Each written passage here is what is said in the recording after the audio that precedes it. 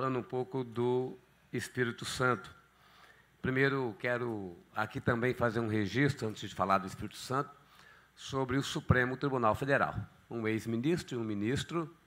Vale a gente destacar o papel que o Supremo teve durante a pandemia, vale destacar o papel que o Supremo teve nestes momentos de instabilidade ou de enfrentamento institucional mais duro que nós tivemos no nosso país. O Supremo sempre foi um porto seguro para nós.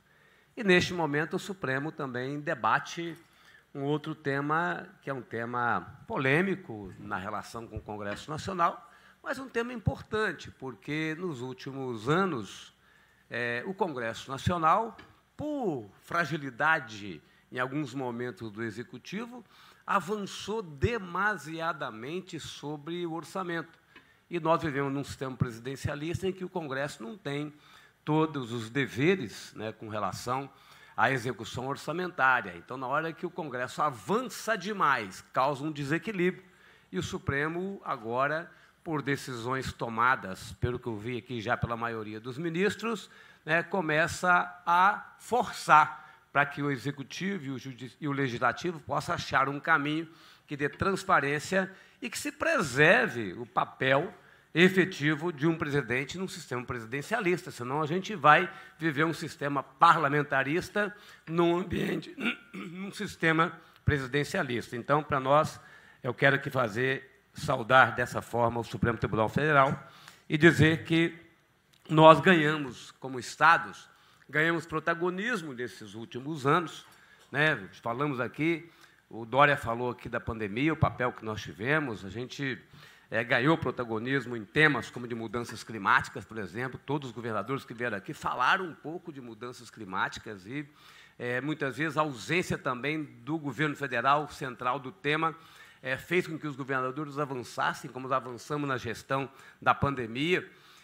Ganhamos protagonismo na área da segurança pública, porque é um tema que aflige todos nós. Vejam que nós passamos, especialmente estados maiores e com mais problemas, né, de criminalidade organizada, como o estado do Rio de Janeiro, né? Então, os governadores e os estados ganharam protagonismo em temas que são importantes.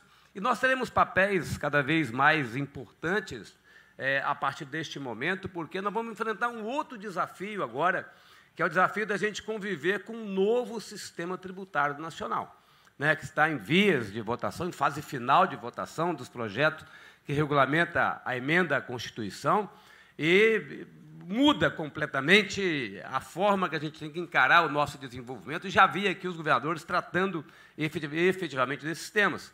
Estados populosos, como São Paulo, como Rio de Janeiro, né, e outros estados mais populosos, tendem a ganhar competitividade. Estados menores em população, nós vamos ter que nos desdobrar para a gente poder ter efetividade, eficácia, eficiência e competitividade. Então, assim, é por isso que eu trago aqui o exemplo do Espírito Santo, porque nós, nesses últimos anos, eu já governo o Estado pela terceira vez, nesse tempo nosso do governo, desde que eu governei pela primeira vez, 2011 até 2014, nós levamos o Estado a ser nota máxima de gestão fiscal. Então, o Estado que tem nota A em gestão fiscal, né, desde 2012, quando o Ministério da Fazenda começou a divulgar nota de gestão fiscal, é um Estado que conquistou, então, posições importantes. Veja que é um Estado que, além disso, em 2019, no início desse período meu de governo, nós queremos um fundo soberano.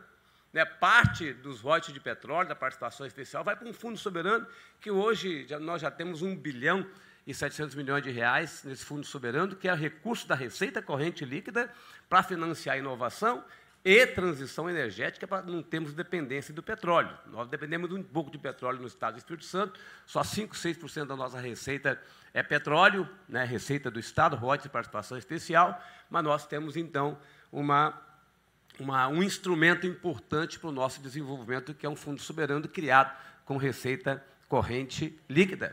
É um Estado que conseguiu e conquistou, nesse tempo, com essa gestão fiscal responsável, nós temos dívida pública negativa. Estou discutindo aqui, Cláudio Castro, vejo a angústia dele, vejo a angústia de Caiado, nós temos dívida pública negativa, tá certo? Nós temos, pelos conceitos da Secretaria de Tesouro Nacional, mais dinheiro em caixa do que dívida, né? Então, para nós, isso é uma conquista da gestão fiscal responsável. Não tem nenhuma administração pública que consiga avançar, seja de direita ou de esquerda, que avance se não tiver gestão fiscal responsável. Então, essa bandeira é a bandeira de todo mundo, independente da sua posição política. O meu estado, eu sou do Partido Socialista Brasileiro, é o estado que tem a menor taxa de ICMS do Brasil, menor comprometimento com o pessoal do Brasil, tem fundo soberano, tem gestão fiscal responsável e conquistou no ano passado, né, uma taxa de investimento em infraestrutura de 20% a maior do Brasil. Então, assim, esse é o céu dos liberais, né, governado por um socialista, tá certo? Então, essas conquistas são conquistas da responsabilidade, né, em sequência de responsabilidade que nós temos. Isso se traduz para a população em termos de resultado. Olhe que nós somos o estado com menor mortalidade infantil do Brasil, junto com Santa Catarina, o que tem maior expectativa de vida, passamos de 80 anos de expectativa de vida.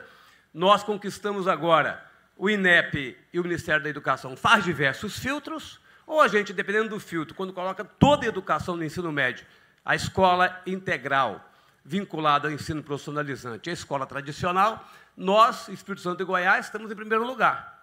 Quando é só escola tradicional, Goiás e Paraná, e nós e Paraná em segundo e Goiás em primeiro. Então, veja como nós avançamos com relação, né, à educação, à qualidade da educação, e isso tem que ter sequência, continuidade.